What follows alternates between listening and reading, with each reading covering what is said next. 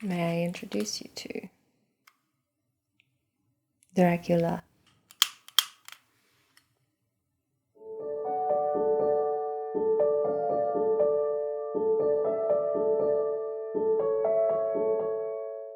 So I'm not the only one who's noticed there's been a resurgence in vampire media of late.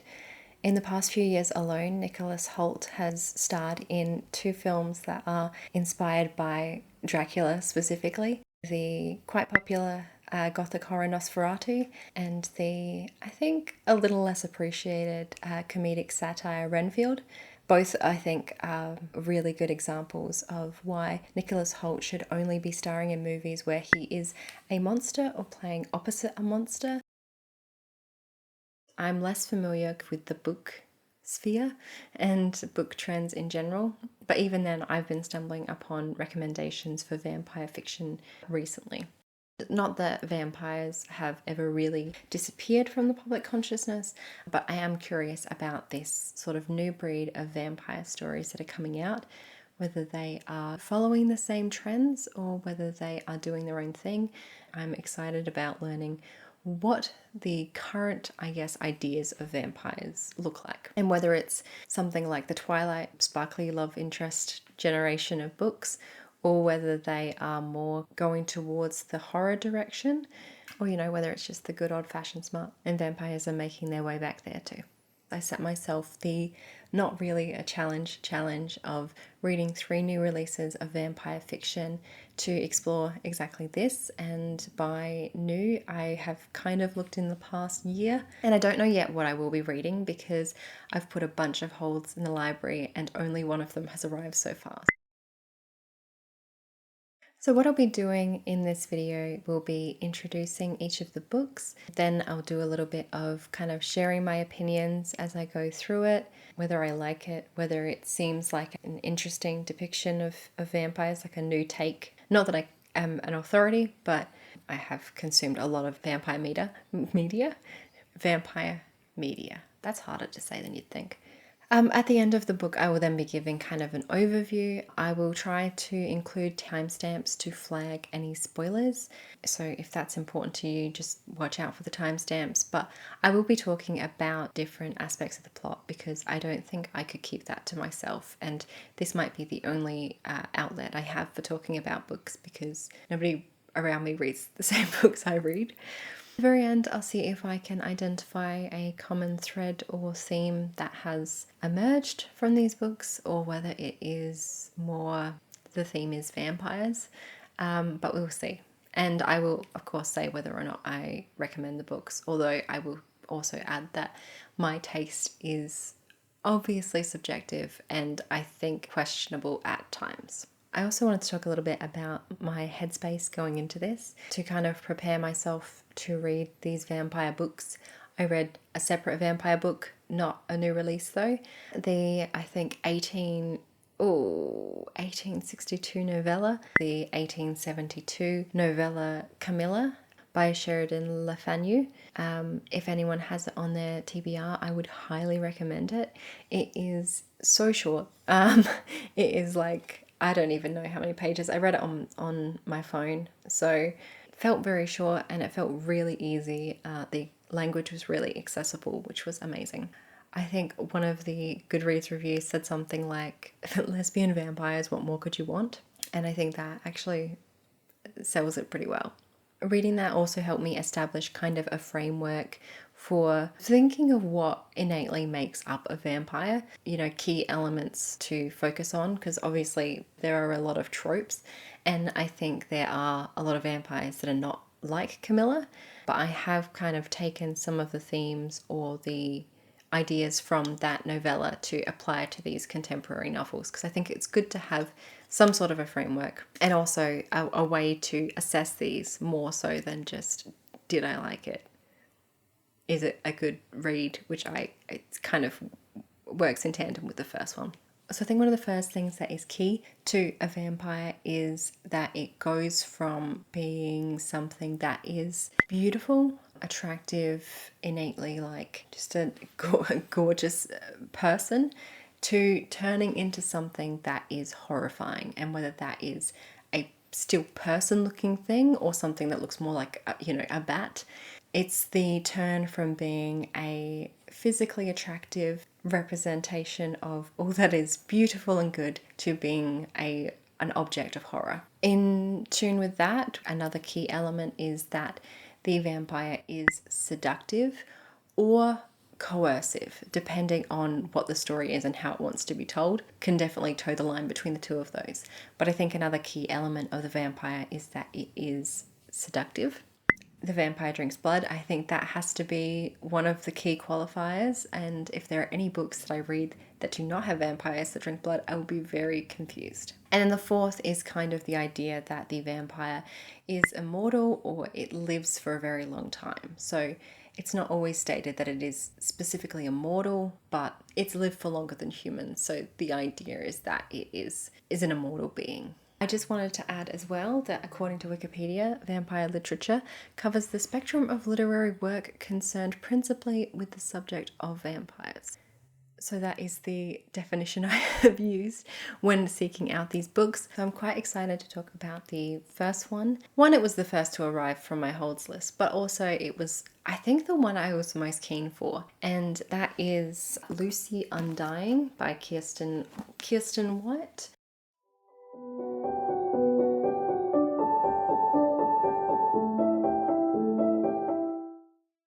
I don't think this is going to come off very well, but I will try to show the camera. It's got these kind of wolves in her hair. I think that, obviously not the key part of the book, but I think that this cover is absolutely gorgeous. I have just borrowed this, as I said, from the library, but I think if I do end up liking this book, which I hope I will probably get it because I think it's a very cool thing to have. I try not to buy books for that reason, but if I like it, I may get it. I am quite excited for this. I have an interesting history with Dracula in that I feel like I should have read it, but I have never actually read Dracula. I started reading it at one point, I know. Last year, my partner had a project that was based on Dracula, and so they told me so many elements of the plot of Dracula that I kind of feel like I don't need to read it, combined with all the different incarnations of films and media that I've seen depicting Dracula. I kind of feel like I don't need to read it. One of my favorite ones that I did see, and I think I have to assume this was massively unpopular because I think it only got like one season. It starred, my memory is terrible. Dracula starring Jonathan Rhys-Meyers. Katie McGrath played Lucy, and it was a real gay adaptation, and from what my partner has said, it sounds like the Dracula adaptations could stand to be a lot more gay. So I'm excited for this. I don't actually know if this is gay. I just assume it is. I think it's going to be very cool to explore this story because I think that she was one of the characters in different versions of the story that I think kind of gets go and is really interesting. But yes, I am excited. I have tried not to read too much about any of them, but I will read the back of it.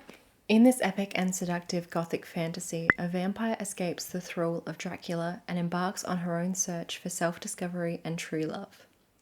Her name was written in the pages of someone else's story. Lucy Westenra was one of Dracula's first victims. But her death was only the beginning. Lucy rose from the grave a vampire and has spent her immortal life trying to escape from Dracula's clutches and trying to discover who she really is and what she really truly wants. I can't read. Her undead life takes an unexpected turn when, in 21st century London... What? Okay, I'm spoiling it too much for myself already. I just want to read this and then I will do my little reflections as I go, and then I will come back for a proper recap. They always have such good posture in reading vlogs, and I usually am lying on my bed.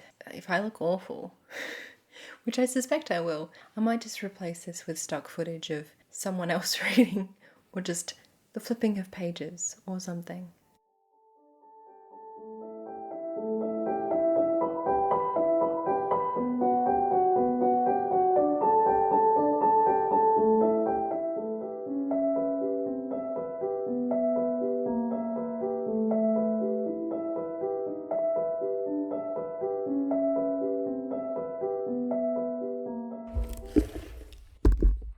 will say so far I'm really enjoying the way the story is being told through different time periods, and I think just the two perspectives so far, but I really like the kind of jumping between different time periods, and the way that they've all been written is distinct, and I think that's really cool. Also, I do think it will be gay. Now I kind of want it as a staple in vampire fiction. So I am about a third of the way through this at the moment, and I've really been enjoying it so far. I mean, it's the same day. I'm making progress on it. I think there was a way to do this story that could be a lot more depressing and a lot less, I guess, satisfying in a way, which I really appreciate, because I think the Lucy character is really nicely done and someone that's really easy to root for. I think Iris, the other character, is root forable as well, but I think Lucy obviously goes through a lot more. I will read the rest of the blurb because I didn't want to spoil myself. So we're on Lucy. Her undead life takes an unexpected turn when, in 21st century London, she meets another woman who is also yearning to break free from her past. Iris's family has built a health empire based on a sinister secret, and they'll do anything to stay in power. Lucy has long believed she would never love again, but she finds herself compelled by the charming Iris, while Iris is mesmerised by the confident and glamorous Lucy. But their intense connection and blossoming love is threatened by forces from without. Iris's mother won't let go of her without a fight, and Lucy's past still has fangs. Dracula is on the prowl again. Lucy Westenra has been a tragically murdered teen, a lonesome adventurer, and a fearsome hunter, but happiness has always eluded her. Can she find the strength to destroy Dracula once and for all, or will her heart once again be her undoing? So yes, it's really fun. I do think that you should read this so far. I don't think that this will turn so severely that I wouldn't recommend this book. So the story is kind of told through mainly the dual point of view of Lucy and Iris, and Lucy's story is told across her diaries from before she was a vampire, and the version of Lucy you would see in Dracula, although you don't really get her point of view in the same way. And then also Lucy in recounting her story shortly before she meets Iris to an interviewer, kind of interview with the vampire style. So you have two forms of Lucy's story, which are before she was a vampire and then her story after she's a vampire, as told through a transcript. And then you have Iris's story where her life kind of starts to intersect with Lucy. What I enjoy is that Lucy's story is told in a way where we don't just get her suffering through most of it. If it was just told chronologically, it would be a bummer. So it's nice to have those kind of different points of view, different time periods, and also the chapters are very wildly in length, and I think that makes it quite fun. It's also just so many of the chapters end on a note that's like, oh, I have to keep reading because I need to know what happens to previous Lucy when she's in China in whatever year it is. Yeah, I think it's really cool. There are definitely some themes that I really like in this, and one of them is that both Lucy and Iris have complicated relationships with their mothers, and not a positive father figure as well. And so I think it's interesting. It's an interesting parallel between the two of them, that they come from mothers who are so critical. Something that I really like that the book touches on is that Lucy doesn't want to propagate. She doesn't want to create more vampires because she doesn't want to continue Dracula's bloodline. But I do also like how that kind of works with the complicated relationship with her mother, and the idea of like not wanting to reproduce the worst tendencies of your parents or sires or whatever in your progeny, I think is kind of a cool thing that's explored there. I also enjoy that they don't stick to just the European setting. It's mostly Europe, but she does take a journey to China, and I think it's interesting to look at the Dracula lore and background from that perspective. The way it's explored is kind of through this character who has decided that Dracula is barred from China and is keeping watches on different ports to make sure that he can't get through. And I think that's really fascinating. The idea of effectively barring him from them up as well. So I really like that. Something as well that I think is explored not just in this but in different kind of vampire media is the idea of choosing to kill or to feed on bad people, specifically creeps and other murderers and people that would take advantage of others, to kill them rather than to feed on innocent people or to, I guess, abstain in some way. It's kind of represented as two ways. Either you're a moral vampire because you abstain from drinking human blood, you drink synthetic blood, or you drink animal blood, or you drink blood from humans but it's from a blood bank, so the idea is that it's innocent. Or you're moral because you choose who to kill and those people are bad. And I think that that is something that I like in fiction like this, where it's a vampire who has been powerless in some ways, being extremely powerful and using that to be a little bit of a Robin Hood but for murder, I think is an interesting thing to explore. I can't say whether it's the morally right thing to do. It kind of, and I don't want to bring up the whole Luigi healthcare thing, but I do think that it shows that there is a desire for people to have justice, and sometimes that justice can be bloodthirsty and people may still find it to be satisfying. But yes, I'm quite excited to see where this one goes. Gay. It's very gay. I don't know why I questioned that at the start. It's been a fun ride so far, so I'm excited.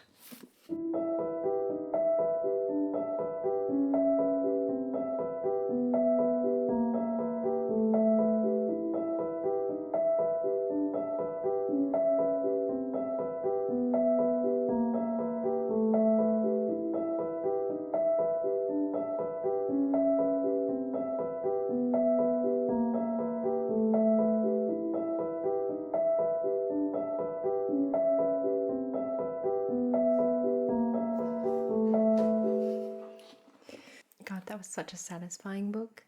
And there is a part of it that makes me feel like it's all wrapped up a bit too neatly.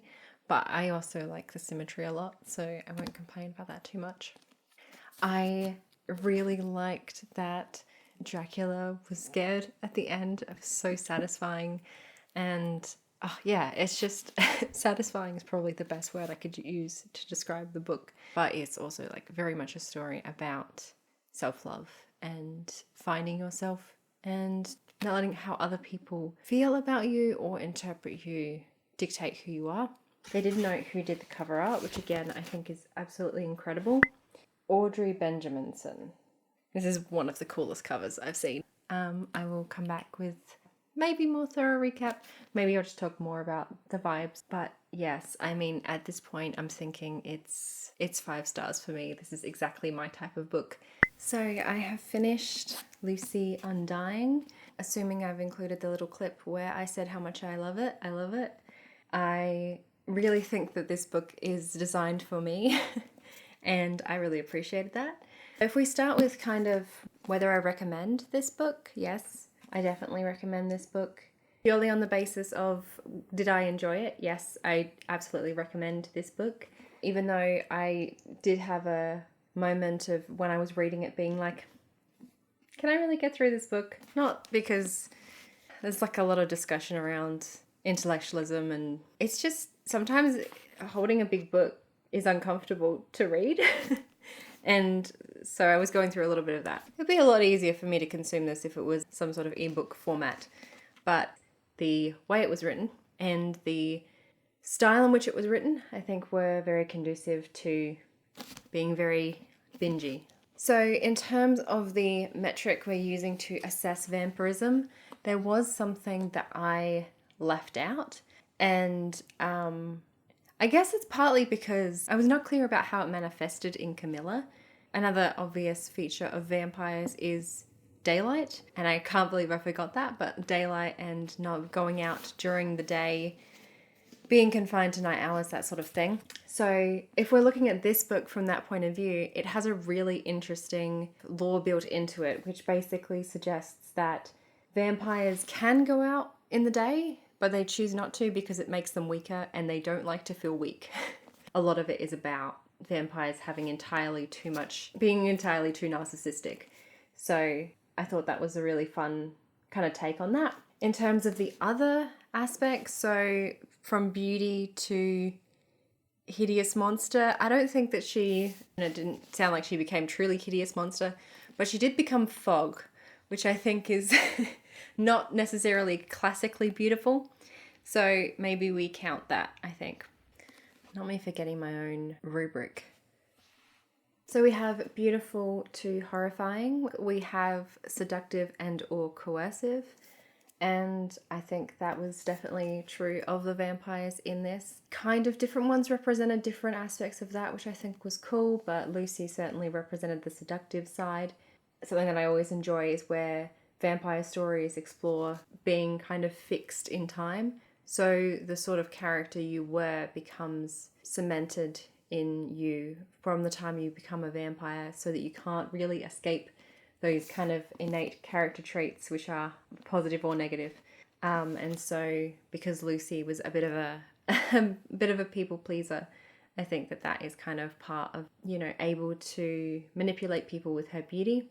But then as we go further along, we get other points of view which are definitely more on the coercive side. I'm trying not to give away too much in this section. I will talk a little bit more about how the book progresses. Drinks blood, yes.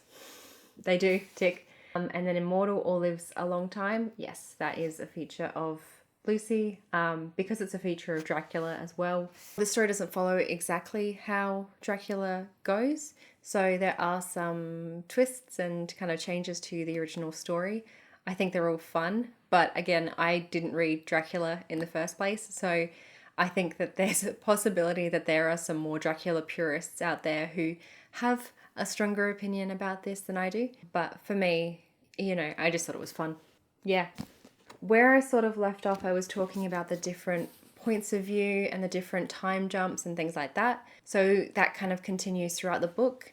And I think it's really interesting because I've recently started learning more about writing craft, which makes me kind of insufferable. And I'm trying not to apply that to everything that I read or consume now in terms of stories. But I thought it was really cool how this one just sort of does what makes sense for the story, which is jumping around into different perspectives. So originally it was 3 perspectives that we were going between. Lucy past, Lucy present-ish, and Iris present. And then we get more people. Basically, we get someone who's in the world in which Iris inhabits, which I'm not sure how much I went into in the original bit, but basically Iris has inherited a sort of biomedical company / cult. So she is a rich heiress type person, but she's desperately trying to escape it because it's all fixed up in bad stuff. And that bad stuff very much does have to do with Lucy and her past and vampires. I didn't want to do like a full entire recap in this video. I'm happy to do recaps maybe in future.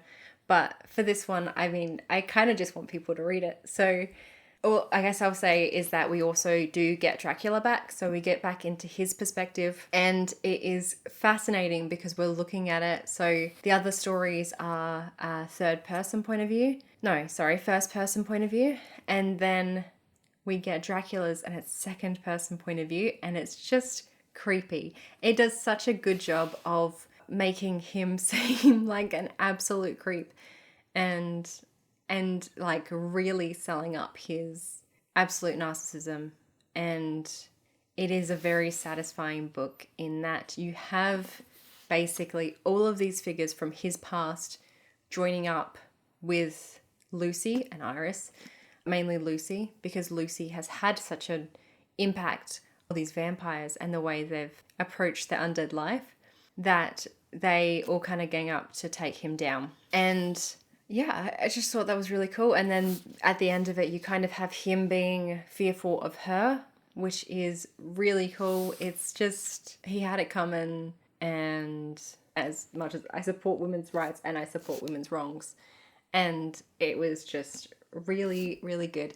And it wasn't particularly dark. It has elements of kind of sadness in her loneliness and some like gore-ish adjacent things. I don't know. I'm not a fabulous judge of what is or isn't gory or horror-y, but I think it's quite a fun read, and like it has such a nice ending for the protagonist, and I'm really happy because I was really sold on her as a character. I really liked this book, and so I think I will check out other books by Kirsten White. If Kirsten White is massively successful and I didn't know about it, I'm sorry. But yeah, I really liked this. Okay, so it took me about just under a week to read that one. So at this point, I think I'm going to be able to do 4 books.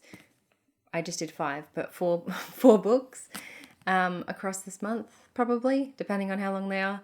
I have 2 books at the moment that I'm looking at. One of them I have been able to get from a library hold, and then the other one I actually bought.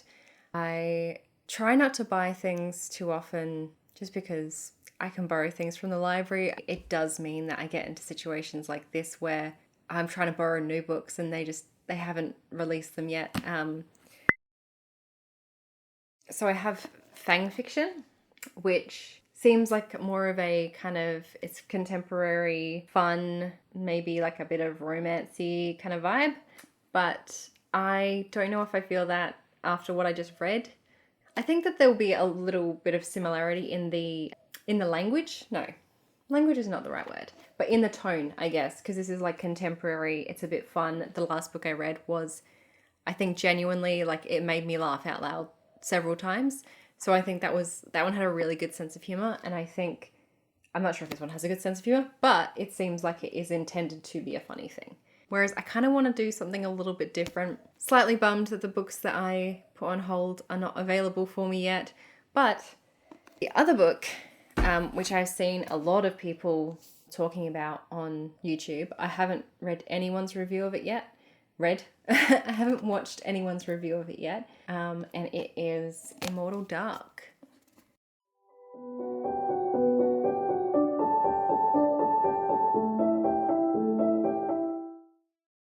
Look at that shine. Oof, the highlighter. Incredible. So I know very little about this, except that I'm pretty sure it fits within dark academia. And I don't know how I feel about dark academia. I like the aesthetic a lot. I like the way that it looks. But I'm kind of moving out of that phase in my life where I like stories about people in school. So I don't know. This is a university. So already what I was just saying is disproved, because this is a university. But there's still something about it where it's like, those students are so young. So, but I mean, this is fantasy. So it's kind of a different life anyway, isn't it? It's a tale as old as time. Bloodthirsty vampire, innocent maiden. Except this maiden isn't so innocent. This maiden is a murderer. Sorry, I should have read ahead. Orphaned heiress kid. Oh, people love to be an heiress. An orphaned. Orphaned heiress Kaiden, a Dane. Kaiden grew up far from the hidden society she was born into, where human bloodlines gain power through vampire companionship. When her sister June disappears, Kaiden is convinced a vampire stole her. The very vampire bound to their family. The cruel, yet captivating, Susenyos Sagad. I can't have pronounced that correctly. To find her sister, Kaiden must infiltrate the elite Uxley University and survive living with Susenyos, even as he does everything he can to drive her away. As Kaiden uncovers the heart of the ruthless vampire underworld, she grows determined to bring Uxley to its knees. But when her thirst for revenge collides with Susenyos' lust for blood, the pair become entangled in a game of seductive desires and murderous secrets. And this is the first in a trilogy. What I liked as well about Lucy Undying is that it was a standalone. As far as I know, I don't think there's going to be another one. I really like TV series, and I think fantasy is a genre where I'm happy for it to keep going. I think that romantic fantasy, though, I've run into some troubles let's say. I have got complicated feelings about those continuing because I feel like a lot of the time they outstay their welcome. I don't know. Do I want to say? Yes, I think so. I can't remember if it's Jennifer L. Armentrout. Trout? Jennifer L. This is the thing. I don't remember authors' names and I don't know anything about them, but I read 2 series of hers. I really liked the premise for both, and that's why I read them. And there were books that I just like got through so quickly, and then there were books where I really struggled, and it just felt like it was just there. I don't want to say that, but it might have been just there to have another sale. I don't know. It's one of those things where it's like I'm losing a little bit of my faith in romantic fantasy series because I feel like they are extending them beyond what the actual story is. But hopefully this won't do that. And I mean, oh, that's cool. We got little pictures. Oh, this is going to be a breeze. Okay, I need to stop reading it. I love that. Oh, I'm so easily pleased. Oh, there's some really cool maps and stuff in this one. There is a content warning in this book, so I might read that now just in case people, I guess, skip the rest of the video. Content warning: Immortal Dark explores the savage world of vampires and the humans who try to survive it. It features some heavy elements such as parental abuse, blood drinking, death, gore, murder, sexual assault, sexual content, strong language, suicide ideation, and violence. Readers, please take note before you grab your invitation. The gates of Uxley University are now open. This says it's a Lathian children's book. So I'm guessing this is YA. This really shows how little I dig before I do this. Yeah, it's a children's book. Oh, she's based in Melbourne. I was feeling this one because it seems like it's going to be a little bit darker, but seeing children's book, it's alright. Oh, it's like an acknowledgement of country. Yeah, I mean, I probably should just start it. I guess before I do, let's remind ourselves of the 4 things that we're looking for, and then the one that I have added later. Are the vampires beautiful to horrifying, seductive and or coercive? Say it with me now. Drinking blood, immortal and or living a very long time.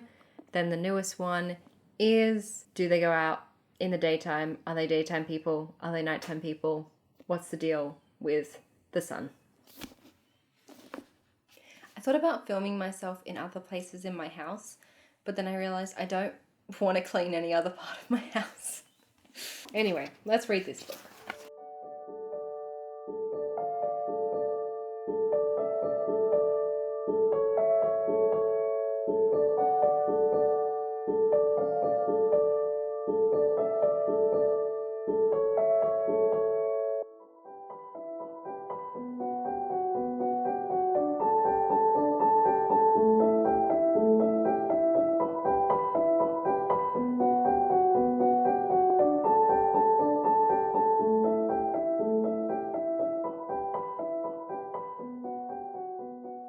I have a lot of thoughts about this so far, but I will try and do a bit of a recap before I launch into my opinions. I'm also very aware that I absolutely up the pronunciation in the first part. I'll actually just review it to make sure.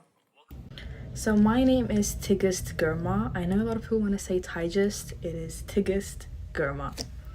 The main character in the book is called Kidan Adane, and the arrogant vampire love interest is called Susinio Saged. The university this book takes place in is called Uxley University. The vampires in this book are called Draenics, and some specific human families are called Actes. Kadan and Susinios. So in this book we're following Kadan, who is looking for her sister June. Kadan exists in a world where there are vampires who are paired with humans for kind of historical, societal, political gain. So in the past they've had to establish this as a way to control vampires, but in this world it's like it's quite interesting the way that the human vampire dynamic works and the way it feeds into the class system. I think is a really cool aspect of this book. So Kadan has escaped that world when she's a child with her sister, but she now fears that her sister has been brought back into it. she has to go to Uxley University to kind of investigate and also stake her claim in her family's house, which, if she doesn't claim it, goes by default to Susenios, who is the vampire that's affiliated with her family. And she believes that he is responsible for June's disappearance, potentially death, because of what she has heard from another person who she tortured and killed. If she doesn't go to the university and attend like a mandatory, it's like a mandatory bias course on human vampire relations. If she doesn't attend that and pass, and if she doesn't live in the house, then she forfeits the rights to the house. Coming into this book, she's very angry. She is holding no prisoners. She's very self-destructive, and there's a few different things going on. It is rather chaotic. I am 90 pages into it so far. And yeah, I mean, there are bits that I've enjoyed and bits that I haven't. So there is some really cool like world building elements in this. There's things like houses that have their own rules, and I think that is really cool. I do have like a lot of other thoughts, so I might go into the spoilery section now. We'll be discussing self-harm and suicidal ideation as facets that come up in this book. Feel free to skip forward in this video, or to just skip this video entirely if that's not something that you're interested in or something that you feel comfortable listening to. Stay safe, and yeah, I'll continue on with the spoilery recap now. I think what is interesting about this is going from the previous book where there was, I would say, still a somewhat unlikable protagonist, or at least one of them was somewhat unlikable. Iris was a bit like very stubborn and self-centered in the way that the protagonist in this is. I'm finding this one a lot harder to get through because her choices are so bad. Like, she is essentially given up, and so she doesn't care about her actions anymore, and she doesn't care about anyone else. And I think coming from a story that was quite hopeful and had like wanting to believe in people even after you're let down so many times, you still want to believe in the best in people, was sort of an aspect of that book. I think that this one has the exact opposite take. The protagonist, or at least so far, I should say, obviously I'm not all the way through it, like that's the saving grace for me. Of all of the criticisms I'm going to have, a lot of them could still be ironed out by the end of the book. But I think for me, I really struggle with the protagonist just being really going into every situation just at like, just not taking anything in from anyone else. I understand where she's coming from, but I also think it would be better if we saw some of where she was coming from before we were getting to this point.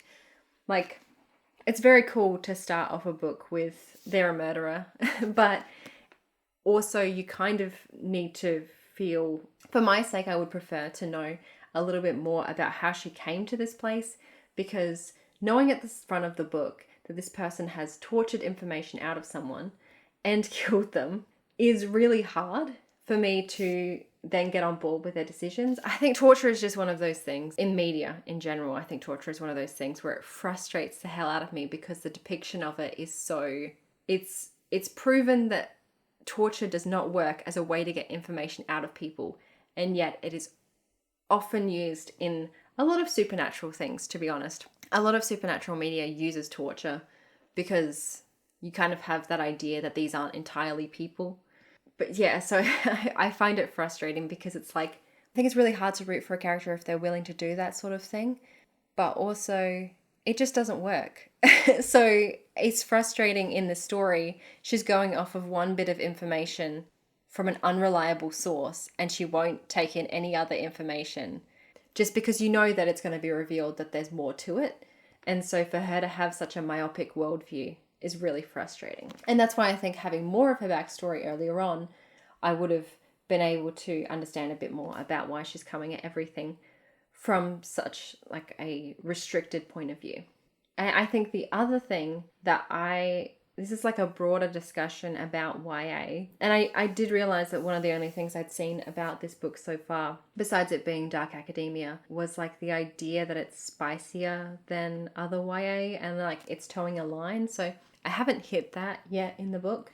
I don't mind that, but it's also, I understand that, like, how do you make that line? It's all like, that's a trickier, bigger discussion.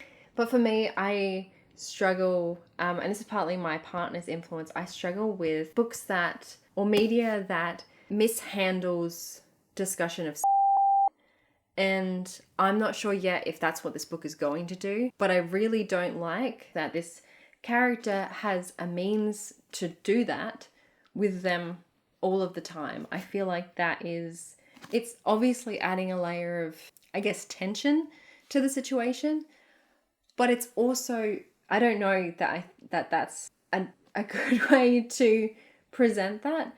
Okay, I think I'll have to speak more about it once I read the end of the book, but I'm going to guess that this book doesn't end with her going to therapy, acknowledging depression and doing all of those things. I could be wrong. Like it might be better than I'm giving it credit for. I think that is it's just a very dangerous thing to put in a book in the way it's not interrogated in any way. It's just, well, if this doesn't work out for her, then she'll do that. My assumption for a lot of this book is that we're going to start off in quite an aggressive, withdrawn, negative space, and she's going to eventually open up a bit more and learn more about the world and have a different perspective and hopefully like have more faith in herself and value herself more. It's tricky because we're already 90 pages in and she's not really changing yet. I hope that it's not just abandoned. I guess there are so many ways it could go. I hope that it's not just abandoned and that she decides she loves this guy so she doesn't want to die anymore. Like, I hope there's more to it. Whew. Let's talk about some things I do like about the book. Actually, no, one last thing I didn't like. I think it's hard to do enemies to lovers when the reason that someone is an enemy is so strong. I will give this book credit for that. It is truly enemies to lovers because she hates him. I don't know. Sometimes it's hard to get past like exactly why they're enemies. I guess another caveat is that like my opinions about this book are so irrelevant in the grand scheme of things. This is a black fantasy novel written by an Ethiopian writer with the intent for it to be like a black vampire novel. And it sort of doesn't matter what I think about this, even more than it doesn't matter that I think about any book, because this isn't for me. And I am happy that it exists regardless. Yeah, let's get into what I like about it, which is I think the world is really cool. I think the mystery of what's happened to her sister is really cool. At this point, I don't have an idea of what that could be. So it is still very much a mystery to me what has happened to June. I really liked, there was a character that I was introduced to. Let me find them. Yes, okay, so we're introduced to this character. They're the Mot Zebia. The Mot Zebia, which is like a class or group of people. We've gotten about 4 pages about that character and I think that they're amazing. So I am hopeful that as we get more and more into the story, there are more characters that I enjoy. Even if I don't feel as much for the main character, I think part of it will be her growth, and I think I'm excited for that. I'm a little bit worried that I don't feel anything for the romantic side of things, but I think there's enough plot kind of going on that it's not solely dependent on liking the romance, is what it feels like.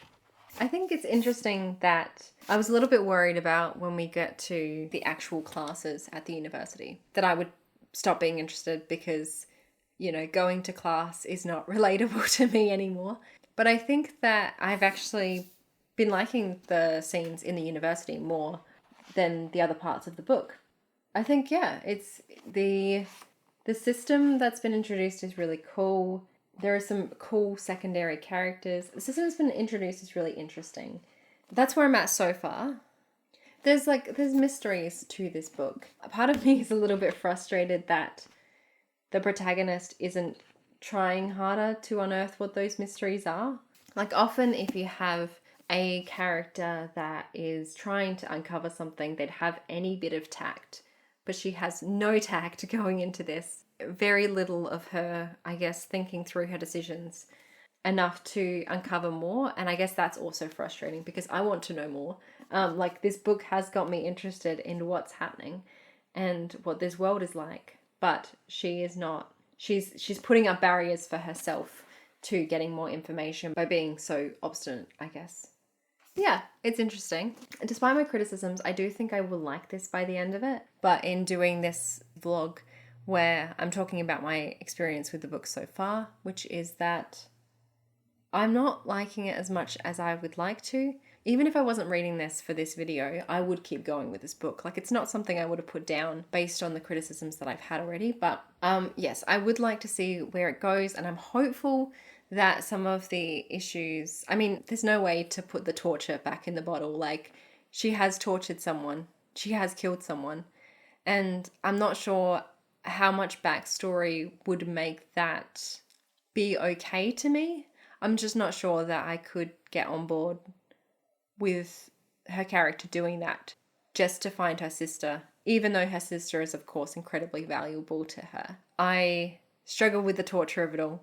So we'll see. It might be that I like this book, but I still don't like her by the end of it. I think I will like this book. So yeah.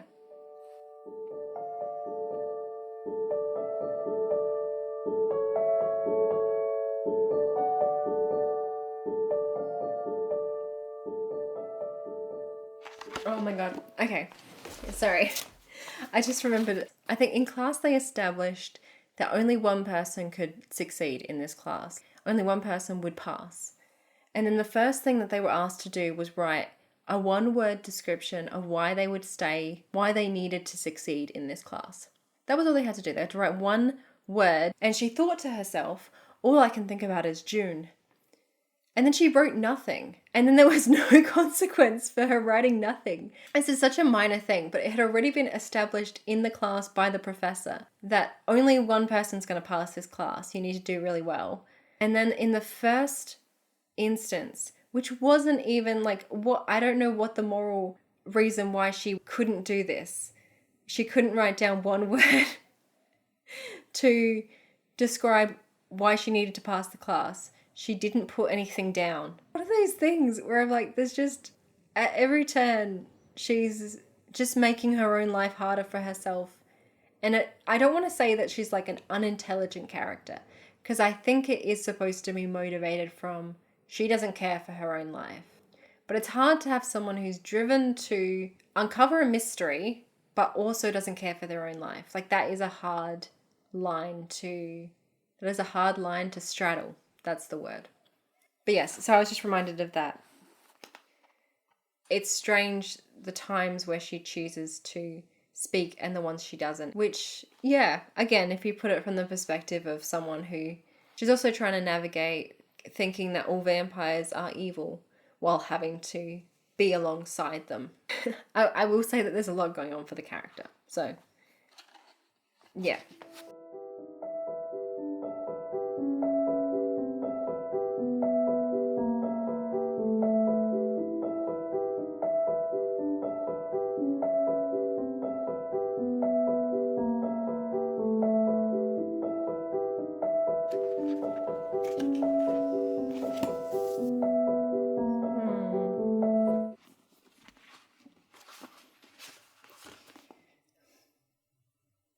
Alright, so I have just finished Immortal Dark, and I definitely got more into it as I went along. I think that I was a bit critical in my first update, and I think that's because this is really the sort of story where ordinarily I would turn off my brain a little bit, but because I was reading it for this video, I didn't allow myself to do that. And so once I actually let my brain just absorb the story rather than kind of analysing every little bit of it, I enjoyed it a lot more. That being said, this wasn't my favourite book. Like, it was a very interesting world that had been created, and there were lots of interesting facets of it.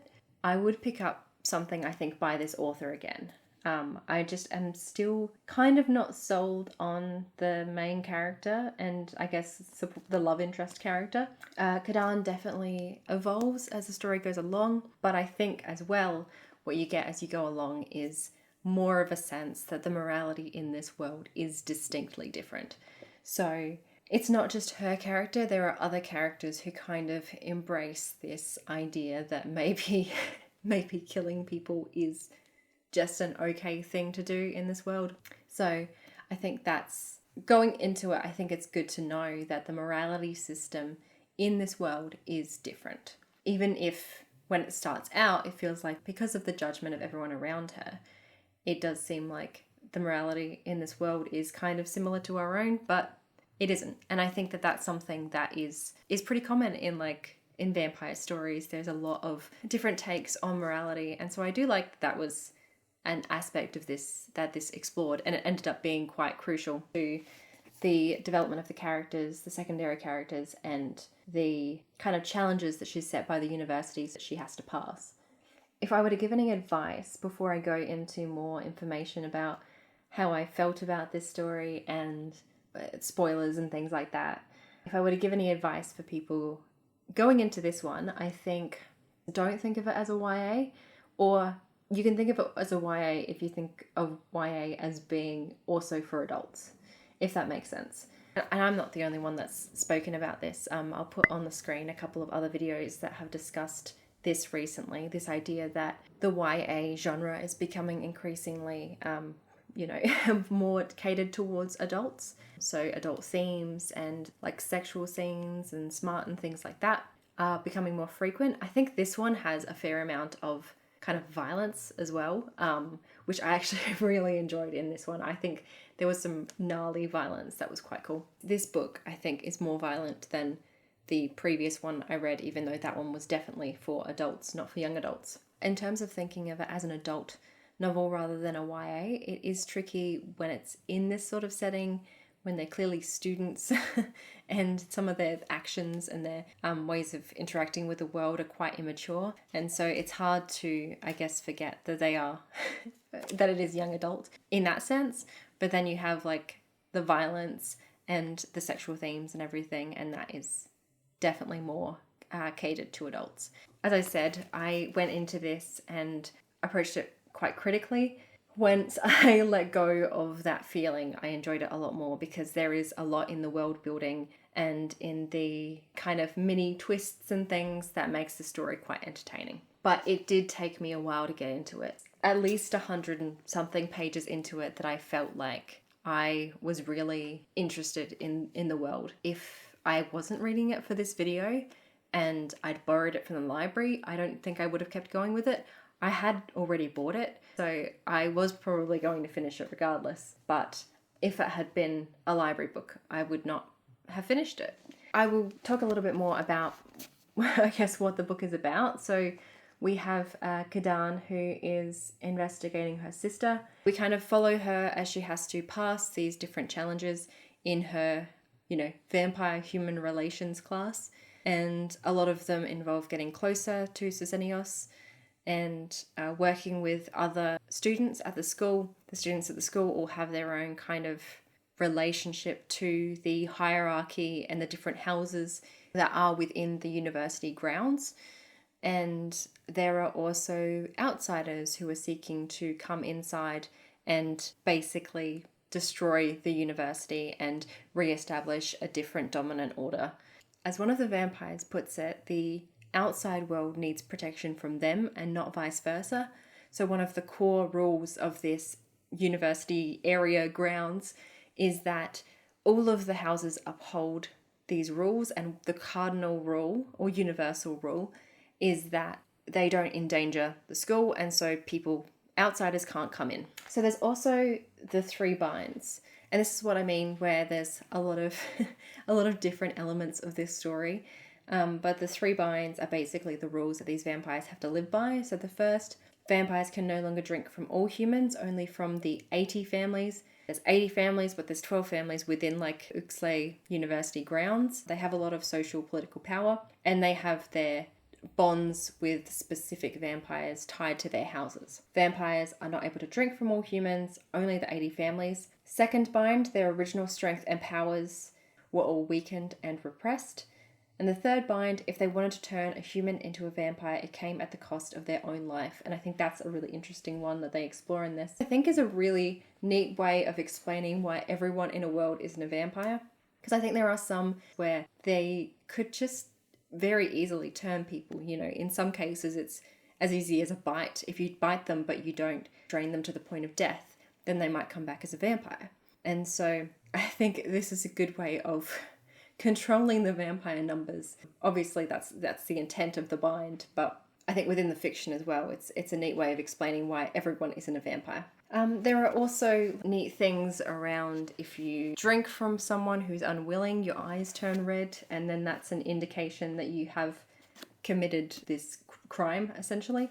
Something that they explore is the fact that she has killed someone, and then later her friends end up killing other people. It was hard for me to take the idea that Kadan had no choice in murdering her foster mother, because she did.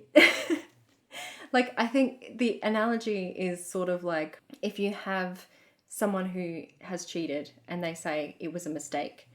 If you have tortured someone, if you've gone through all of the steps to get there, you've enacted the thing, it's not actually an accident. You have made all of those series of choices. It's not a mistake. You actually did the thing.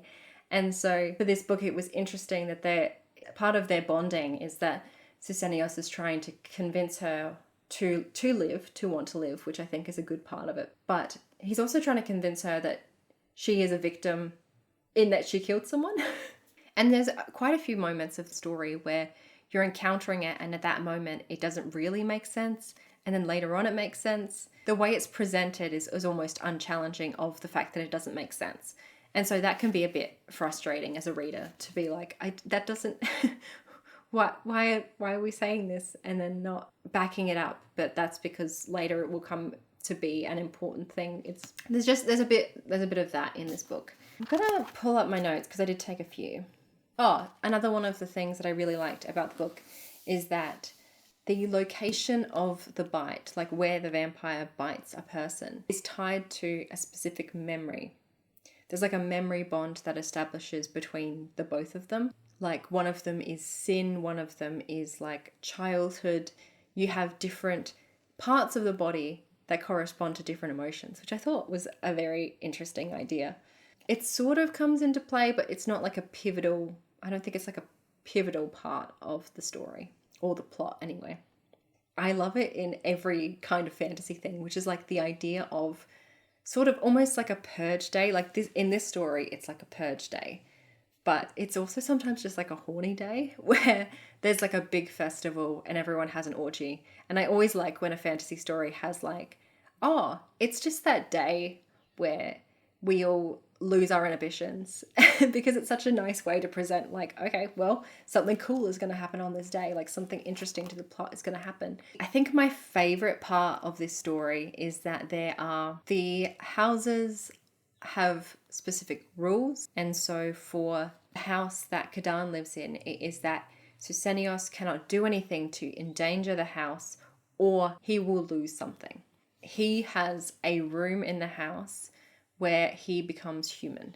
He loses his immortality. Maybe this is just my brain. I was unclear if it was the same room, but there's like the conservatory. It's a room where both of them are forced to kind of confront their own nightmares and their own sense of self, and then they must tame this force that the house is imposing upon them, like bringing in hallucinations and all of that sort of thing. They must be able to tame this to be able to control the house, to set a new rule, to be the true owners of this house and really take leadership over the house. I don't know. I think that's such a cool idea. I thought that was fascinating. If anyone has any kind of related concepts, I mean, I know there's like the idea of a haunted house being alive and things like that are explored in horror, but I thought this one was, really fascinating in the way that the house was something that needed to be overcome as well. I haven't even gotten into the, I guess, primary antagonists are the 13th at least they're the antagonists for a chunk of it.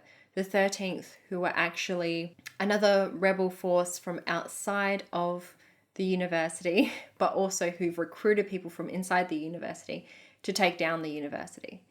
And they do this by like killing off one of the main character's friends, getting people arrested, things like that. They just, without doing the full book recap, I think you can tell this is disjointed as hell anyway. What ends up happening is that Kadana and her friends need to make a deal with these people to save her friend, who her friends actually killed, but then they've decided they don't want him to actually be dead. So they're going to go to these rebel vampires and then get one of them so that they can do the kind of ritual to turn their now dead friend into a vampire instead. But they need to take that vampire's life to do so.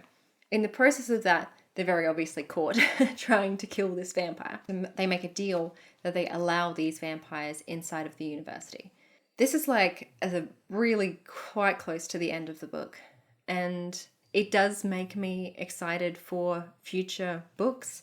But I think that what I'll probably end up doing is like listening to recaps, because at points in this, I just didn't find it to be enjoyable. There's always something, and this is true of even media that I enjoy, things like Buffy, where you have really crucial things happening that are like life or death, and then they also go to class. And so this one had the same sort of thing where it's like, it just feels weird to be like, and now they're at study group. Now they're at the art show. It's just little bits and pieces like that where I'm like, I don't know. But yeah, I think what I might do for this one, because I've definitely seen a few videos pop up and so I'm interested in other people's opinions. I might have a look at those videos and then insert like a clip of me if I have any different opinions from those. If other people agree with me that when they don't like a thing, I think that's always quite satisfying. But also, like, I want to know what people do like about something. I didn't do that with Lucy Undying because I liked it and I didn't want anyone to tell me not to like it.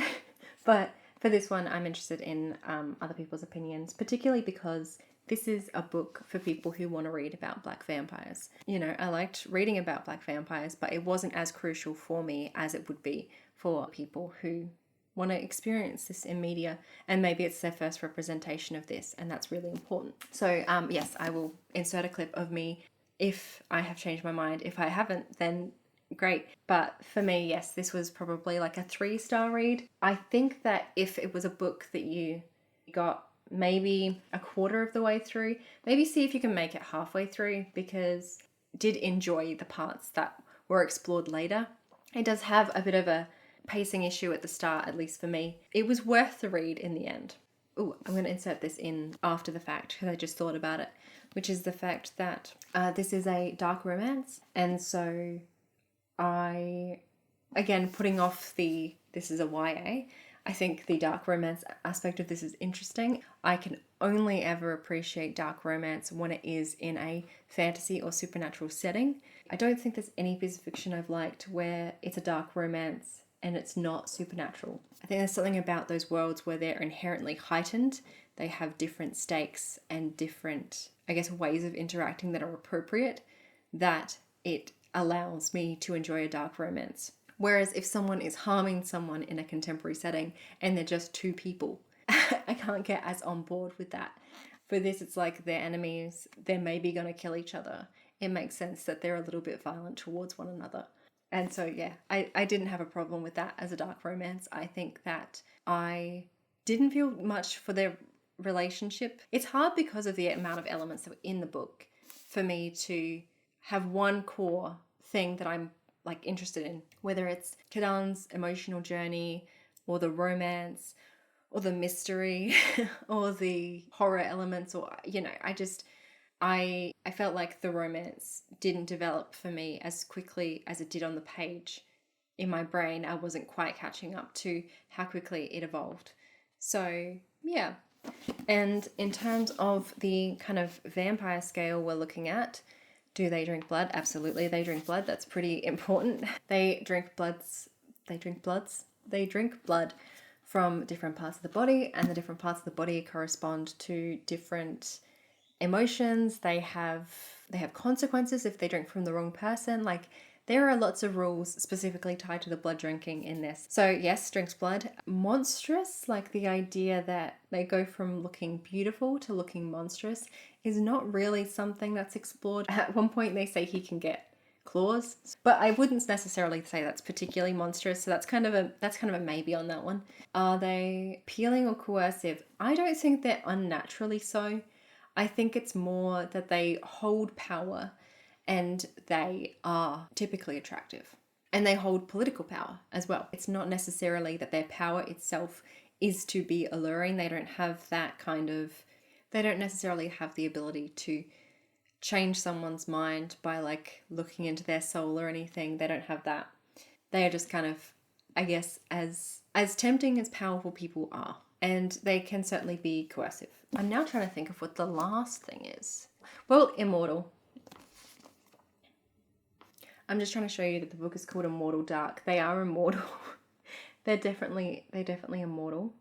Immortal, drink blood, monstrous. So I think the other one that I talked about with Lucy Undying was The Light. It's actually been quite a while now since I read that. It took me a couple of weeks, maybe a week and a half to read this one. So I am still not sure how it works in this world. They can definitely go outside in the light. I think it's something about them maybe even looking more attractive in the light or something like that. Yeah, if anyone else can remember what the lore is around the light. I'm going to quickly flick through and see if I can find it. Gosh, I'm reading it now and I'm almost like, I kind of want to read the start of it again so that I can remember how the laws operate in this world. But I think I've given enough information to kind of give you a sense of my reading journey throughout this book anyway. I'll do an update if it makes sense too. So we are about a week on from my last update. I have made it a bit further through the next book, but I will do my kind of final thoughts on Immortal Dark. I am hoping that this video won't be disproportionately me talking about Immortal Dark, but if it might happen that way. But I did watch some other YouTubers' opinions on Immortal Dark. Like I said, just trying to get a sense of what other people were thinking about the book, and maybe kind of addressing some questions that I had. There are still, I guess, 2 questions that I have that I'll cover at the end that I haven't really seen many people talking about. I would be really interested if anyone watching this has read the book and has answers for me. I would love that. So the video that I kind of resonated with the most was the one by Erica, or the Sky Life. I think the way that she put it is very similar to how I was sort of feeling about the book, and that was quite good to hear. Weighing up, there are some really cool elements of the book, and then there are also kind of areas where you're a bit let down, but people are going to have very different experiences depending on their ability to handle a very chaotic book. And that is kind of what it is. Like, it doesn't necessarily answer questions for you in a clear-cut way or where you're expecting it to answer questions. So you have to sort of be along for the ride to enjoy it. And I think there were people who were definitely, like, based on the reviews, there were definitely people who were along for this ride. Other things that I thought were good points that were raised in these videos were feeling that you sort of have an emotional distance from the protagonist. You don't fully understand exactly where she is coming from with everything. And she is quite impulsive, and I can't remember who said it, but someone described it as she is exhausting. It is exhausting to be in this world with her. And like I said, the book is chaotic, but that's probably intentionally so. There are also a lot of plots going on, and they feel a bit forced in some parts. So plot lines that are designed to lead to a final destination, but they don't really feel like they connect in a natural way. And they aren't really raised again. But on the flip side, there is some really cool world building, and the author ties in the Ethiopian origins of the kind of vampire lore in a way that is really unique and fascinating. So I think those are kind of some of the takeaways. There are definitely people who had stronger opinions about this book than I did. But there are a couple of things that for me are still unanswered, and one of the big ones is, unless I'm wrong, I don't believe it was ever fully clarified why it was necessary for her to kill her foster mother. There was a discussion around she betrayed them, but I don't know that you ever actually they ever pointed to what it was that she'd done that betrayed them. And so it was a bit hard when the book is weighing up, you know, how guilty should she feel about this crime she committed? How much of a victim is she, when you don't fully know what led her to that part? And then there was something that I also talked about at the start of my review of this book. And it's not really a question, it's just more of a general observation. There were trigger warnings at the start of this book, and I kind of glanced over them. But the ideation does inform her decisions and her discussions around death, because death is an important part of this story. But I guess I don't know if I feel like we got to a place by the end of it where it wasn't kind of fixed by the man. I know that could be a really pessimistic way to look at it. It's supposed to be that she has found that she wants to live. It's not clear cut, and I don't think that this is the worst representation of, I guess, depression in a character in fiction, for sure. And I don't think it's the most problematic way that it kind of falls out. But yeah, it's just something to keep in mind. I know that I watched some discussion around whether or not the level of spice and the depiction of the kind of dark relationship, or the nature of their relationship, which is quite dark, is appropriate for a YA story. I recommend you have a look at that video if you're interested, because it is an interesting discussion. I don't know where I fully fall on it. I was a child who read adult fiction, and I think young adults have their hands on the internet, which reflects a million different types of relationships.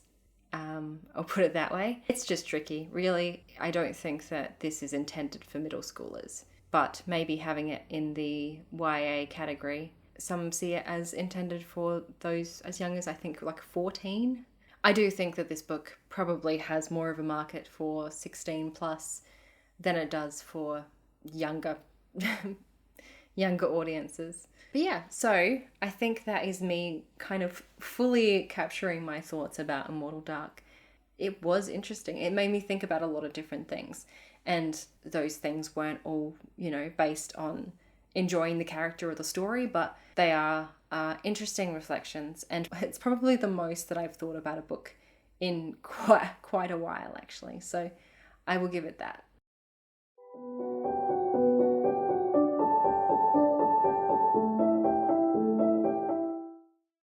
Alright, so the next book that I have will be Lightfall. Sorry, I'm trying to not reflect the light. Lightfall by Ed Crocker. I know nothing about this book except that it says on the cover, "You are what you drink," and apparently it's a vampire story. It took me about a week and a half to read the other one. We'll see how long this one takes me, but it is book one in a series, like the Immortal Dark. Maybe I'm hoping that I also don't like this one super much, so that I'm not committed to reading yet another series. But no, I actually hope I will enjoy this, because it looks fun. It also is kind of, from what I can tell, it seems like it might be a bit darker, which I like. Immortal Dark definitely did have dark elements to it. The romance was particularly or the morality was particularly, But I'm hoping this, because it's an adult fantasy, it's maybe a little bit horror. We'll see. I'm excited for it. So this is also a debut book. A novel of vampires, werewolves, and sorcerers, Lightfall is the stunning debut epic fantasy by Ed Crocker for fans of J. Kristoff's Empire of the Vampire and Richard Swan's The Justice of Kings. For centuries, vampires freely roamed the land until the Greys came out of nowhere, wiping out half the population in a night. The survivors fled to the last vampire city of First Light, where the rules are simple. If you're poor, you drink weak blood. If you're nobility, you get the good stuff. And you can never, ever leave. Palace maid Sam has had enough of these rules, and she's definitely had enough of cleaning the bedpans of the lords who enforce them. When the son of the city's ruler is murdered and she finds the only clue to his death, she seizes the chance to blackmail her way into a better class and better blood. She falls in with the Leeches, a group of rebel maids who rein in the worst of the lords. Soon she's in league with... Okay, I gotta stop because I'm spoiling myself. I will continue the rest of the synopsis when I have read a bit more of it and maybe I'm up to where the synopsis ends off. But yes, hopefully this is good.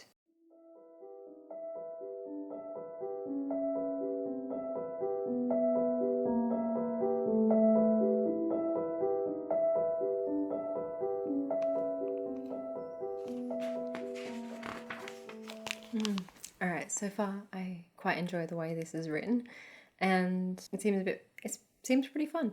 Move on now to actually talk about the contents of Lightfall, or at least where I'm up to so far. I didn't finish the blurb, but I will continue that now that I have more context. So Palace Maid Sam has had enough of these rules, and she's definitely had enough of cleaning the bedpans of the lords who enforce them. When the son of the city's ruler is murdered and she finds the only clue to his death, she seizes the chance to blackmail her way into a better class and better blood. She falls in with the leeches, a group of rebel maids who reign in the worst of the lords. Soon she's in league with a sorcerer whose deductive skills make up for his lack of magic, a deadly werewolf assassin, and a countess who knows a city's worth of secrets. There's just one problem. What began as a murder investigation has uncovered a vast conspiracy by the ruling elite, and now Sam must find the truth before she becomes another victim. If she can avoid getting murdered, she might just live forever. Because she's a vampire. I have actually been enjoying this so far. I don't know why I said actually. I have been enjoying this so far. I think the only thing for me is that it's not super consumable brain off, which I know is funny because I said the inverse about the last one. Like, I wish I'd read it a bit less critically. But for this one, there's a lot of exposition. There's a lot of stuff going on in the world. And there are about 5 different point of views that we get into. So it's funny that it says the story is Sam, like the protagonist of the story is Sam, according to the blurb, when I think we've spent the most time in the like vampire ruler's head. Vampire ruler is not a good way to describe him. He's like, well, essentially, he's like kind of a leader in the town of vampires who have been kind of segregated from the rest of the world. And they are sort of trapped in some ways in this place they have committed themselves to escape from the Greys, who are this force of cloaked people who will kill them anytime they leave from Lightfall.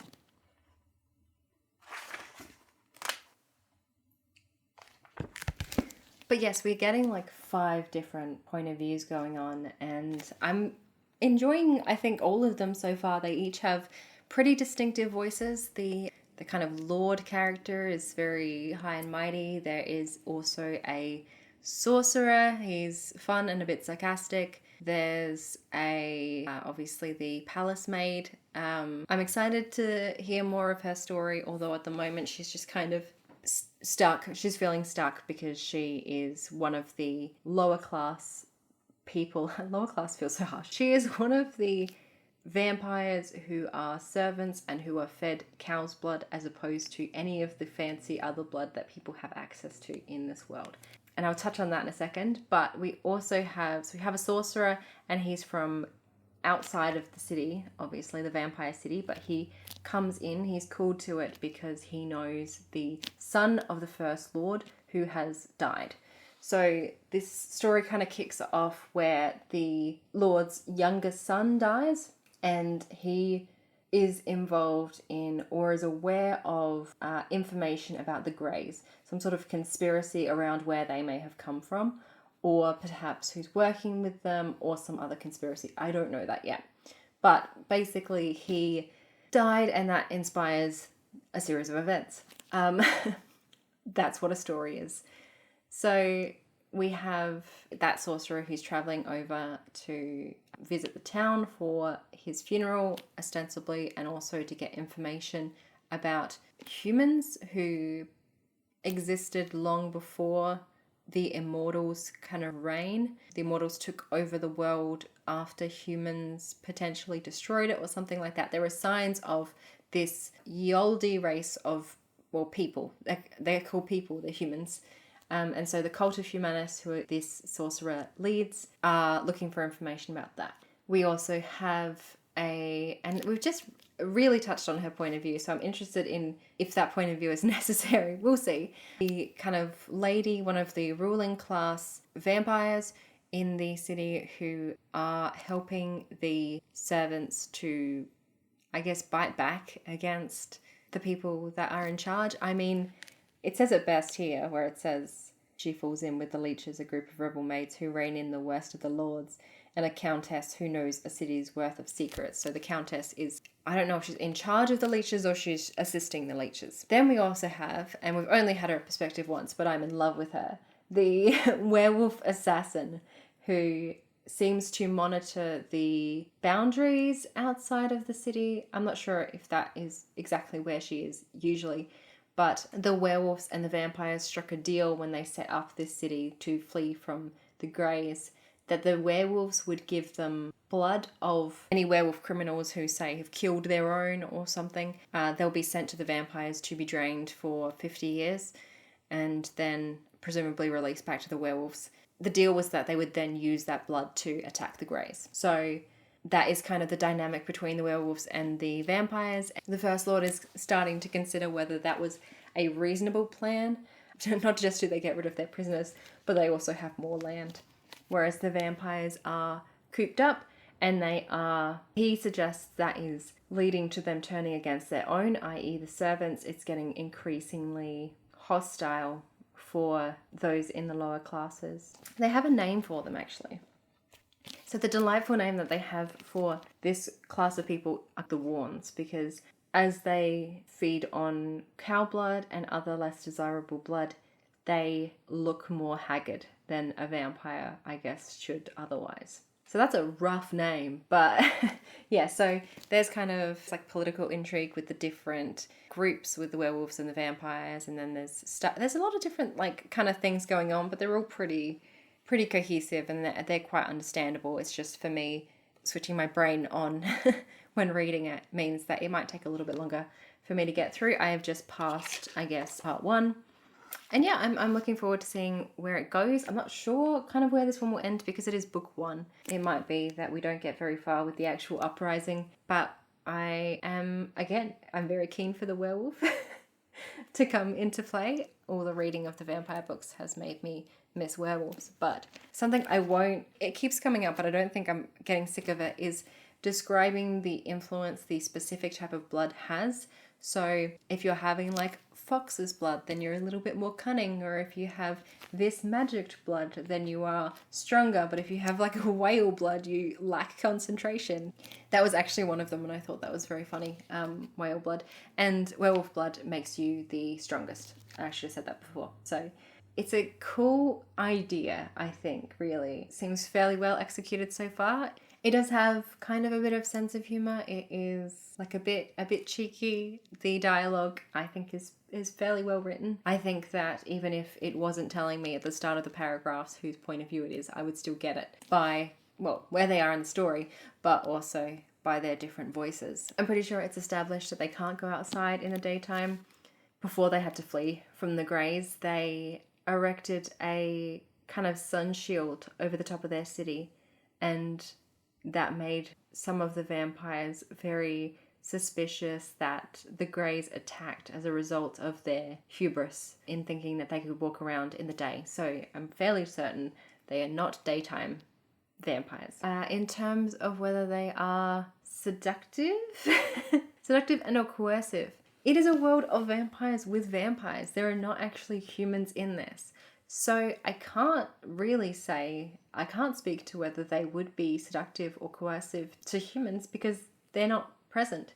There is an element of beauty that comes with them drinking, I guess, the better blood. Like I said, they call the people who drink the bad blood the Warns. So, but it might not be that it's necessarily beauty that's a facet of this blood, but just health, vitality, things like that. I'm going to say no. This doesn't actually work with the idea that vampires are seductive or coercive. I mean, some of them are manipulative, but it's more the class system that's been established, and that's just, rich people being dicks kind of thing. Drinks blood, yes. It's cool that we've had kind of 2 in a row where the manner in which the blood is drunk, blood drinking is tied to specific lore things. And in sort of creative ways. So this one, it's establishing a hierarchy in the previous one, it was where you drink the blood corresponds to a particular memory or emotion. So that's cool. I can't believe I can't remember the couple of things that I have that describe what a vampire is. Daylight, blood. Yeah, it's just sort of, it's like who can afford plastic surgery, but in the form of blood instead. And they don't seem to transform into horrifying beasts, but maybe I just haven't gotten into that part yet. They're very human, I guess. These characters are designed to be primarily just characters, not a representation of a race of being. And the last one is immortal and/or lives a long time, and that is true, yes. So I do think that also ties in with the blood that they drink. It makes you weaker or stronger. So the First Lord in the story has lived for a very long time. But yeah, so I will continue on with this. I think that those are the rules that are established with this vampire world. So I will just come back when I have my full recap. I've tried to keep spoiler light. I don't know how true that is for some parts of this video. I'll see you on the other side. Whoop! Hello again. It has been a week, I think. At least a week. It feels like so much longer, and I have had to re-record this a couple of times already, so please ignore whatever lighting is happening currently. We're just gonna plow on because I have finished Lightfall, and this will be the last book that I read for this video because I have already started editing and I know how long this is going to be. So I've read the 3 books and I am hoping to make this potentially a series because I had a lot of fun with it. It's made me think a lot about a lot of different things and how vampire stories are told, and I guess what I know to be true about vampire lore. I say true as if there's a universal truth, but yeah, it's been interesting. It's been... I'm just going to move on to talking about this book before I go into my final thoughts. That's probably the way to do this. Firstly, the ending of this made me audibly gasp, which is a good sign. I think that overall, I'd probably give it 4 stars, I think. I loved some bits of it for sure, but there were so many, so many points of view. I think that on some level, I am not a epic fantasy sort of person. I did still like it, so it's not like I'm ruling out the genre, but I thought that parts of it got a bit slow and dense. I think a lot of I don't want to say exposition, but I guess that's what it is. There's a lot of bits about the world. I don't think they're poorly woven in. I think they're quite well done, but it is just a lot to take in. It requires more, I guess, effort than some more casual reads. So a little bit more about the actual contents of the book. I think I mentioned that we follow a few different point of views. We've got Sam, who is the palace maid. She is a vampire, but she is one of the Warns. So she is like down the bottom of the hierarchy within this vampire city where they're all forced to live because of the threat of the Greys, who are these beings that no one quite knows where they came from, but they started attacking one day and all the vampires basically had to leave and be cloistered together in this city. Sam is very obviously opposed to the system. She feels like there's something more for her. I think that she's quite a nice character to follow, even if she doesn't exactly feel like she is the protagonist, but she's quite endearing, and she is a bit of a bookworm, and she is wanting to like uncover more information and learn more and get out and things like that. So she is motivated to investigate the death of the First Lord's son, who kind of kicks off the events of the book. I think I mentioned that last time. So there are a whole bunch of people who are investigating this death, and we're following all of their points of view, which is a lot of points of view throughout the book as they go through and try and work out sort of why he was out there and what it has to do with the Greys, and maybe we find out a little bit more about who these mysterious Greys are. So there is a werewolf character who I really enjoyed.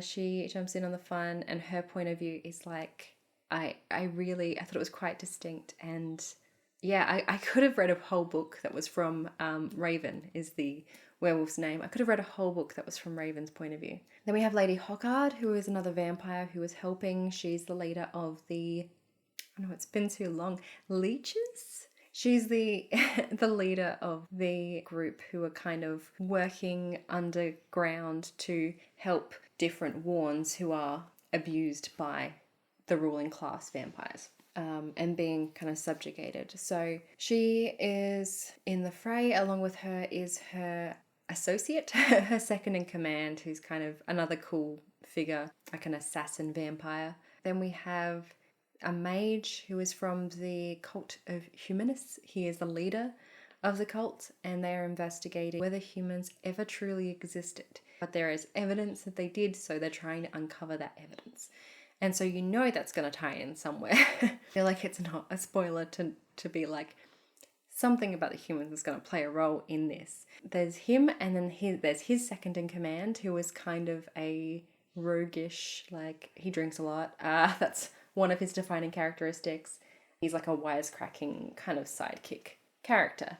We get into his perspective for one chapter, and I thought that was cool. Who else is in the fray? We obviously have the First Lord, and he's quite an interesting figure as well. Actually, I'm thinking about it now, and I'm like, I think this book is probably like almost a 4.5, or no, it's 4. It's 4 because it is not precisely the book for me, but there were some really cool characters in it that I very much enjoyed. I said cool again. There were some really fascinating characters because there were so many point of views. Like Lady Hockard, I didn't enjoy as much, even though on surface level I very much should have liked her. I didn't enjoy her character, and so I felt like it slowed the book down when I went into her perspective, which is unfortunate. Hopefully I have explained enough context for those of you who are interested in reading the book. I would recommend reading the book. I think I've already talked about they drink blood, they're immortal, they can't go in the sun, they are not particularly seductive. There are romantic relationships that occur, but they're not occurring on the basis of anyone being particularly seductive. They are very, I think, personality first romantic relationships, if that makes sense. It doesn't seem like either of them are particularly driven by lust. They're romantic relationships that are highlighted in this story, and they're like quite a small part of it. So if you're going into it expecting this to be a romance, it's definitely not. The last part is turning from beautiful to horrifying. I think I mentioned already that the blood they drink has certain side effects. They're often mental, physical in terms of strength and things like that. Hopefully it's not a spoiler, but there are some references to certain blood having certain effects, namely claws. So I guess you could say on that lens, but I probably wouldn't say that one's necessarily true either. So that is my vampire categorization ranking system done. Now I will move on to my thoughts about the book. Okay, go if you don't want to hear it. So the reveal at the end of this book is that the Greys were created to scare, intimidate, and basically just reset their society so that they can inform their rigid hierarchies and start afresh, because where they came from, the lower classes were starting to rise up. So I don't think that this is like the biggest twist of twists. I think it makes sense, but I kind of like that. Like I like that it does track. And the Greys are not the humans. The Greys are another form of mage who the vampires fought with prior to the events where they all had to pack up and leave. Basically have enslaved these mages to follow them and do their bidding, and their bidding is intimidate the out of all the other vampires so we can have our utopia for rich people or rich vampires. I think that's an excellent and interesting explanation. I wasn't sure that we were going to get an explanation for the Greys in this one particularly, because this is a book 1 and because of the kind of speed with which the book was moving, I didn't think that it would cover that. I knew that we'd get an explanation for the death of the son, but I didn't know that we would get that. And so that was quite a nice surprise. The last, I think, third of the book I devoured so quickly because you just have so much action. You have a heist, big old confrontation. You have so many fight scenes, but they're described in a way where you can really imagine the action. I don't read action stories. I read stories that have big climactic battles.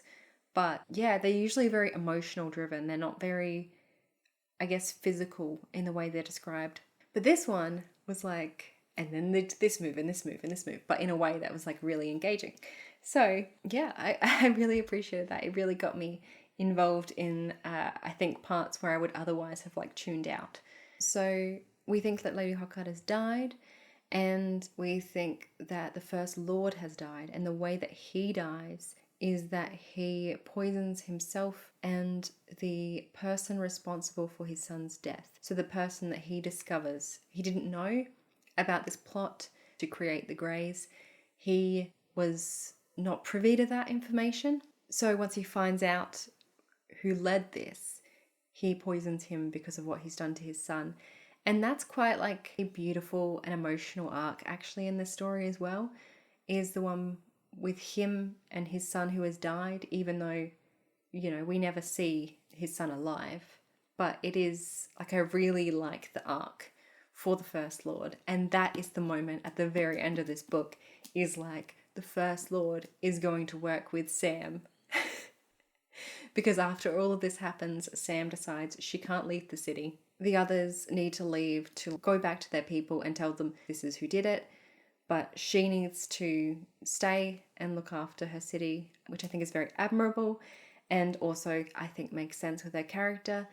And then the First Lord is going to help her. And so yes, I'm definitely going to read the second book. We also find out that Lady Hawkheart doesn't die, and I did feel a bit annoyed by that. Even though discovering that she was dead, I was oh, it's a bit sad. I don't hate the character. I just found her boring. But then I found out she hadn't died. I'm there's something about that where it's I would this happens a bit too often in books where I'm can you keep the stakes, please? If someone has died, just let them be dead. But I think it doesn't cheapen the book. I think for me to have both of the characters that were oh shit, they're dead, actually not be dead. Yeah, I recommend this, and I will be reading subsequent ones when they come out. So hopefully it is not a long wait for me. But yes, enjoyed. So what, if anything, did we learn from this process? Well, I enjoy vampire stories. This is not a shock, and I continue to. It turns out, of the books that I read, I rated 1 5-star, 1 4-star, 1 3-star. I think it would take a bit for me to have rated. No, I think there's probably definitely stories out there that I would rate 2 stars that are vampire stories. I just need to find them. One day I'll have my white whale 2-star, 1-star vampire fiction. With the first one, it was definitely following a more traditional route because it was inspired by particular source material. It wasn't interested in establishing sort of a new way of understanding vampires. It was pretty faithful to the original in how it depicted vampires. It was just it was new in the way that it was an adaptation of Dracula. It was a different take on an existing property.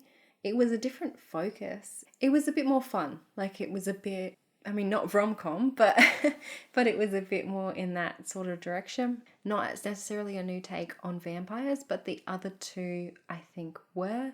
Immortal Dark certainly had its own lore and unique take. It had too many elements for me, but it had different and interesting takes. It almost doesn't feel like a vampire story in some ways. To me, I think it being young adult in terms of, the characterization and language sometimes, it didn't feel as vampire-y to me. It felt more general fantasy, especially because you have a focus on the elements like the house, the rules, the laws, LAWs, that exist in this world. It didn't feel like it was so focused on the vampires necessarily. But, you know, they still drink blood, and the way that they drink blood has an interesting impact on the emotional nature of the story. And then for Lightfall as well, we have very political epic fantasy. It does feel like vampires. I think by far the first one felt the most like vampires. And I don't quite know what I mean by that, but I guess if we're looking at Carmilla as a blueprint, Lucy Undying does check the most boxes. But you know, that is not the only criteria, and I think that all of them are definitely vampires. They're called vampires, and I think like drinking blood has got to be the only criteria that I think is necessary. Maybe some sort of immortality and drinking blood, they have to remain. If I am reading any vampire story and it doesn't have that, I'm going to throw it out.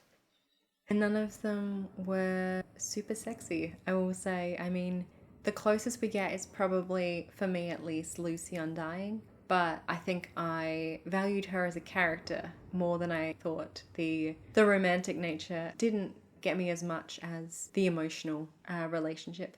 And I guess, yeah, none of them were particularly... I think that's something I'll have to do next time. I need to find something that is a bit more risque, because I think that is a different aspect of vampirism, is the kind of erotic nature of the biting. You did have that in Immortal Dark. It did have, you know, thigh biting. You could almost take points off. And now I'm changing the rating system entirely. You could almost take points off of Lightfall for it not having humans as a comparison point, because it makes it difficult to reflect on them as vampires when they are not existing contrary to humans. They're also not drinking blood straight from the source often. That's a different aspect to it as well, is who are they drinking from? Because in that last one, it was very I was about to say dehumanized, but like dehumanized in the sense of humans are taken out of the equation. There's occasionally drinking of werewolves and I assume mages, but they are largely getting the blood extracted and then like sent out in vials, and they're consuming it that way. Lucy had discussion around making a moral choice on who to feed on.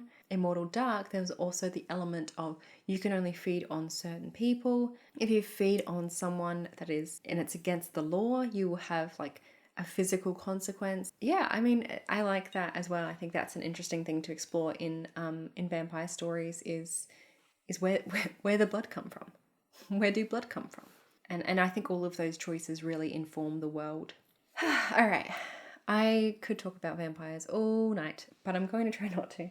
I will leave it here. If you liked this video, please like the video and subscribe if you would like to. I hope to make more vampire and other books related content. So if you want to leave a comment for other recent books to suggest, or if you had any thoughts about any of the books I read, feel free to leave a comment and subscribe and like. Yeah, this is my first video, so I don't know how to end these. Thank you for watching / listening, and I hope you have a fabulous day, and I'll see you next time. Bye.